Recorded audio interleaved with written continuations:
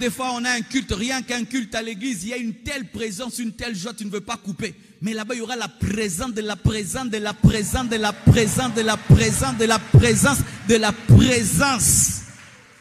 Il suffit que Michael descende d'ici, là, vraiment la gloire tombe. Maintenant, là-bas, il y aura Gabriel, Michael, tous les anges là seront là. Il y aura Paul, il y aura Pierre, il y aura Abraham, il y aura Isaac, il y aura Jacob, il y aura David, il y aura Pasteur Marcelo. Alléluia. Mais il y aura Jésus, le Père, le Saint-Esprit. Et tu dis que nous allons nous ennuyer. Frères et sœurs, tu ne t'ennuieras pas.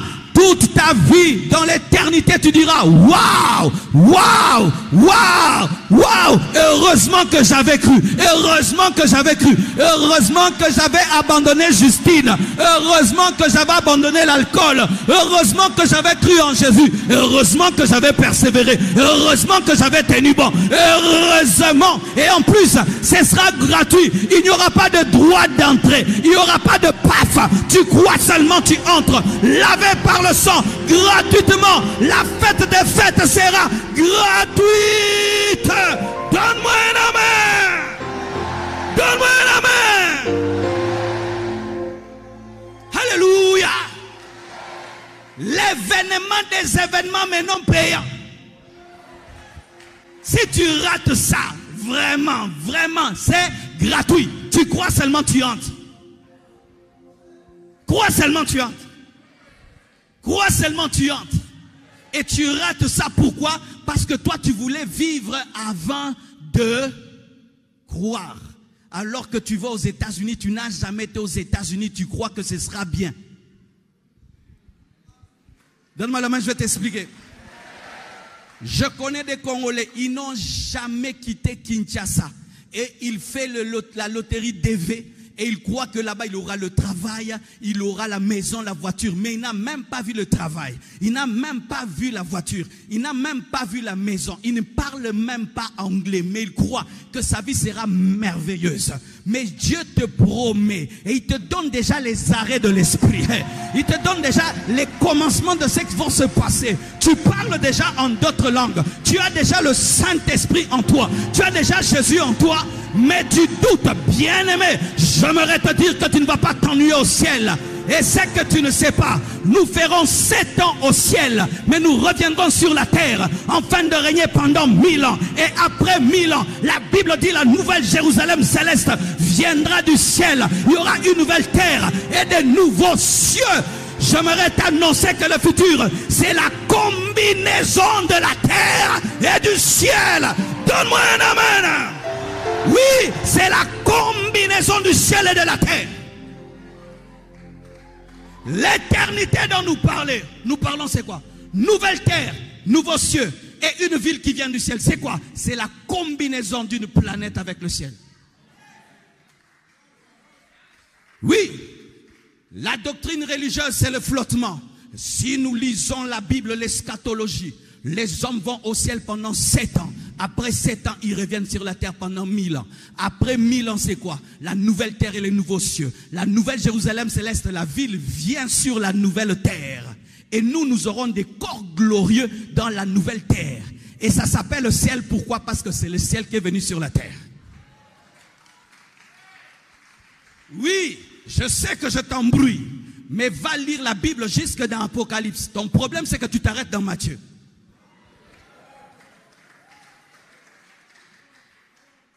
Quand on te dit que tu iras au ciel, c'est que le ciel viendra sur la terre.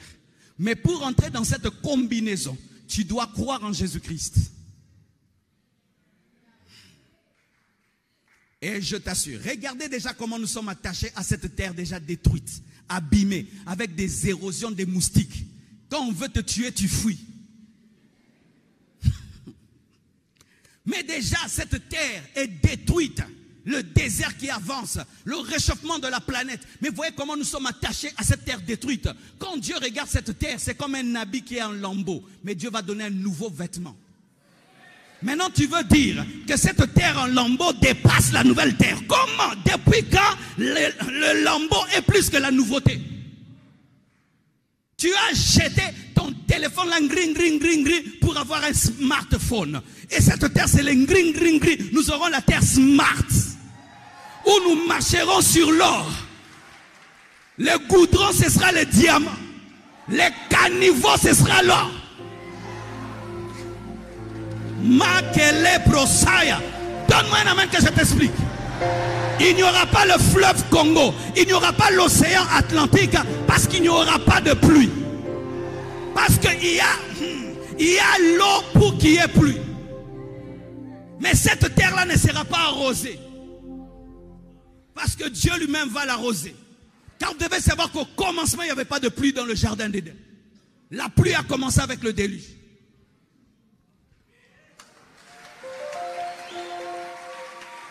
Alléluia. Il n'y aura pas de soleil. Dieu lui-même sera le soleil. Il n'y aura pas de temple. Dieu lui-même sera le temple. Donc on ne dira pas je vais à l'église parce que tu seras en permanence dans la présence de Dieu. Je te présente les nouveaux cieux et la nouvelle terre et la nouvelle Jérusalem céleste. Tu vas à Dubaï, tu regardes les immeubles, tu dis, mais qui a construit ça? Un homme comme toi construit un immeuble, tu regardes, tu veux même tomber. Mais la nouvelle Jérusalem céleste sera construite par l'architecte des architectes. Si tu veux respecter l'architecture divine, regarde la cellule. Dans la cellule, il y a des atomes. Il y a des milliards d'atomes dans une cellule. Et quand tu regardes même un diamant, mes frères, c'est une architecture terrible. Quand tu étudies une cellule, une architecture terrible. Si dans quelque chose d'invisible, il peut y avoir de l'architecture, maintenant dans une ville créée par Dieu lui-même. Dubaï, ce n'est même pas la toilette de la nouvelle terre et des nouveaux cieux. Même pas la toilette, même pas la toilette de la nouvelle terre et des nouveaux cieux. Même pas la toilette.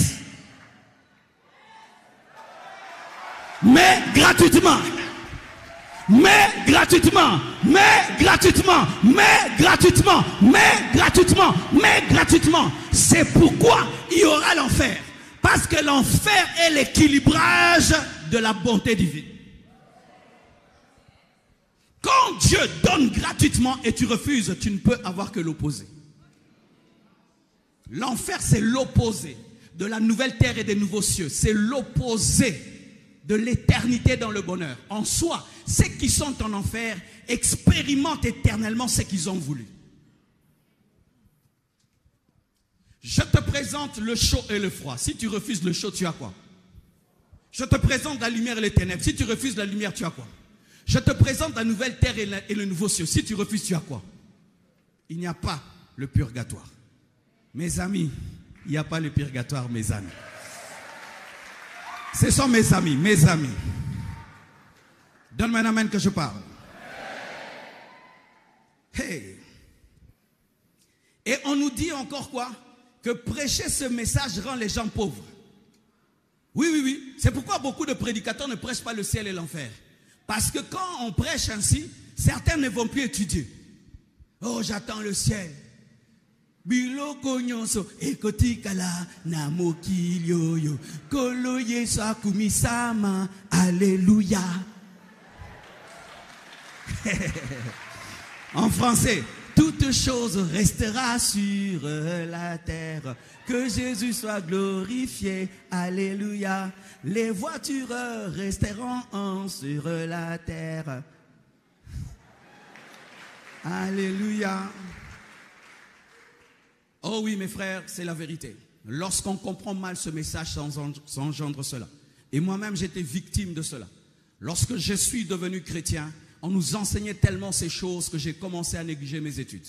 Moi qui, avant, je pouvais avoir 80%, je me contentais d'avoir des 50% au nom de Jésus. J'ai vu des amis arrêter d'étudier parce que Jésus revenait bientôt. Un ami a fait un calcul, a dit qu'en 2000 ans, Jésus reviendra, alors il n'aura pas fini ses études et alors il a décidé de ne même plus continuer. Mais il est mort aujourd'hui et Jésus n'est toujours pas là. J'ai vu des gens devant des examens, il ne sait pas répondre, il se lève, il dit après tout ce sont les choses de la terre. J'ai vu des gens ne pas brosser les dents parce qu'ils auraient un corps glorieux. Oui, oui, oui, oui, ouais, je connais des sœurs qui sont devenus des hommes sentant le bouc parce que Jésus revient bientôt. J'ai vu des gens négliger leur famille parce qu'ils auront une famille céleste. Ce n'est pas la parole de Dieu. Lorsque tu veux faire une chose, tu dois lire dans la Bible. Mes frères et sœurs, Salomon disait vanité de vanité, mais lui-même était milliardaire. Deviens d'abord milliardaire, ensuite dit vanité de vanité. Donne-moi la main que je te parle.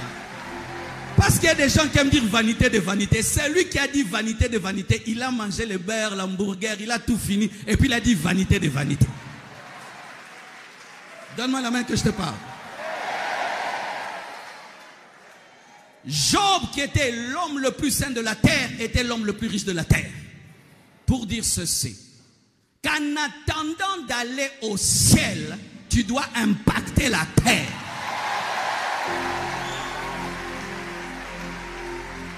Et aussi, lorsque tu comprends qu'il y a l'enfer, tu dois devenir un puissant évangéliste afin de dépeupler le camp du diable et de remplir le camp de Dieu. Lorsque tu comprends cela, tu dois devenir un intercesseur. Lorsque tu comprends cela, tu dois devenir riche pour Dieu afin de mettre l'argent dans l'évangélisation pour gagner les âmes, afin que les âmes ne puissent pas aller en enfer. Étudiez, finissez vos études, bâtissez des maisons, ayez des entreprises. Et si Jésus te prend, il te prend, tu étais en train de travailler, tu étais en train de chercher, tu étais en train. Pourquoi? Parce que l'occupation sanctifie. Hey, l'occupation sanctifie. Quand tu étudies, tu es concentré. Quand tu construis ta maison, tu es concentré. Quand tu cherches des grandes choses, tu n'as pas le temps d'être dans des bassesses. Tu t'équilibres.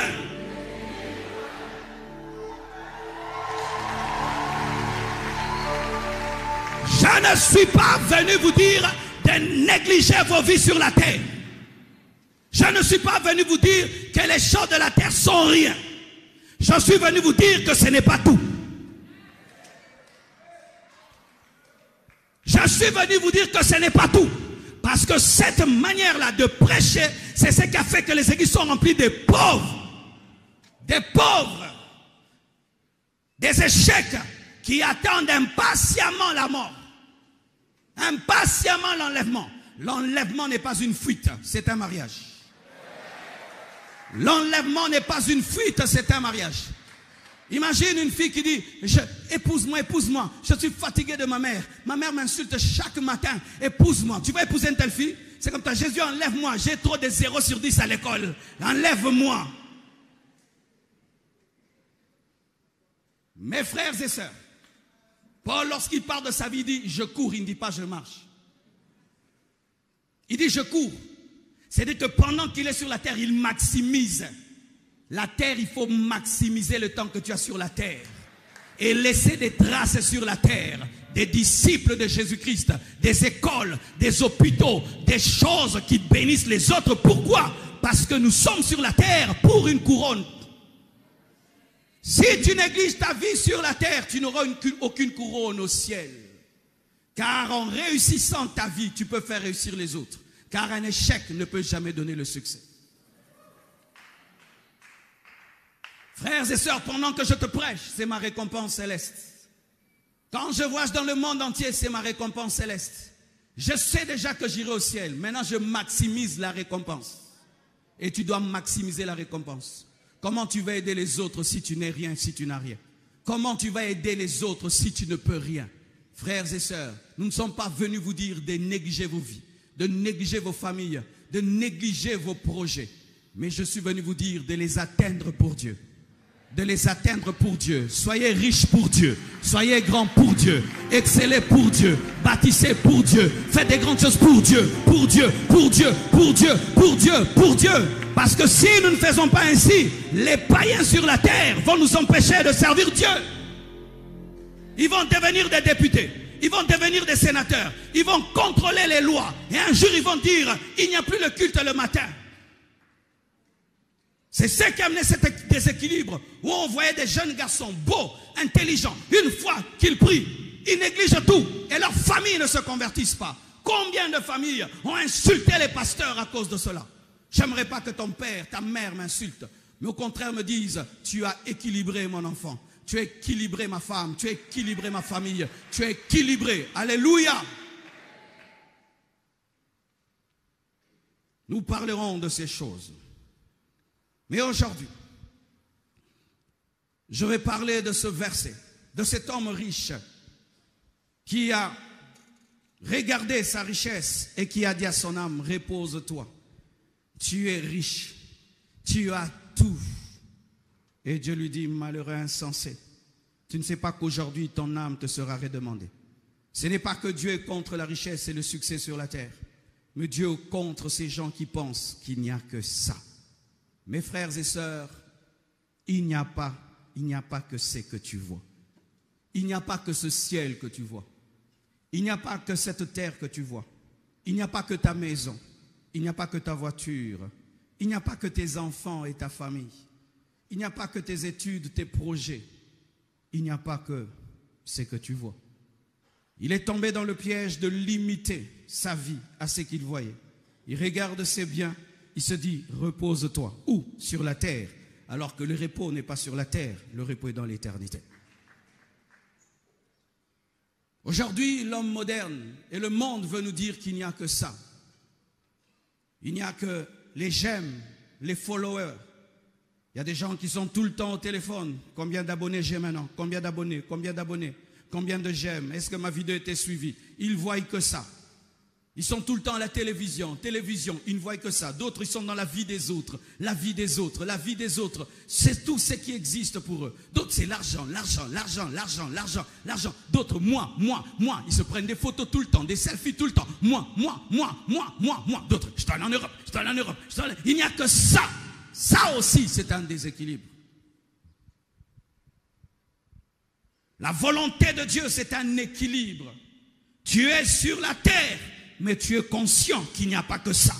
Tu as une voiture, mais tu sais qu'il n'y a pas que ça. Tu as une maison, tu sais qu'il n'y a pas que ça. Tu as un corps, mais tu sais qu'il n'y a pas que ça. Tu as une église, tu sais qu'il n'y a pas que ça. Tu as un grand ministère, tu sais qu'il n'y a pas que ça. C'est ce que Paul disait. Lorsque tu lis les épîtres de Paul, c'est un homme conscient du présent et très conscient de l'éternité. Et cet homme, se fixant dans le présent, pensant que tout c'est dans le présent, Dieu l'appelle malheureux, insensé. Aujourd'hui même, ça va s'arrêter. Oui, mes frères, cette vie terrestre peut s'arrêter en une seconde. En une seconde, lorsque Dieu définit cette vie terrestre, il la compare à une fleur que tu vois le matin, et puis quand tu rentres, elle a fané. Il y a des fleurs comme ça. Le matin, quand tu te réveilles, waouh, quand tu rentres, il n'y a plus la fleur. Et c'est ça la vie terrestre. Des gens qui sortent disant, on se voit demain, tamponnés. Des gens qui montent dans un avion, à demain, explosion. Des gens qui ont une petite fièvre, vous pensez que c'est rien. Et puis, oh, il est mort. Cette vie peut s'arrêter n'importe quand, sans te prévenir. Certains ont la grâce de tomber malades et de voir la fin de cette vie venir. Mais d'autres, c'est un accident. D'autres, c'est une petite maladie. Je connais des gens même, on lui enlève seulement un ongle et puis il meurt. D'autres, la dent et puis il meurt. Il n'y a pas que cette vie.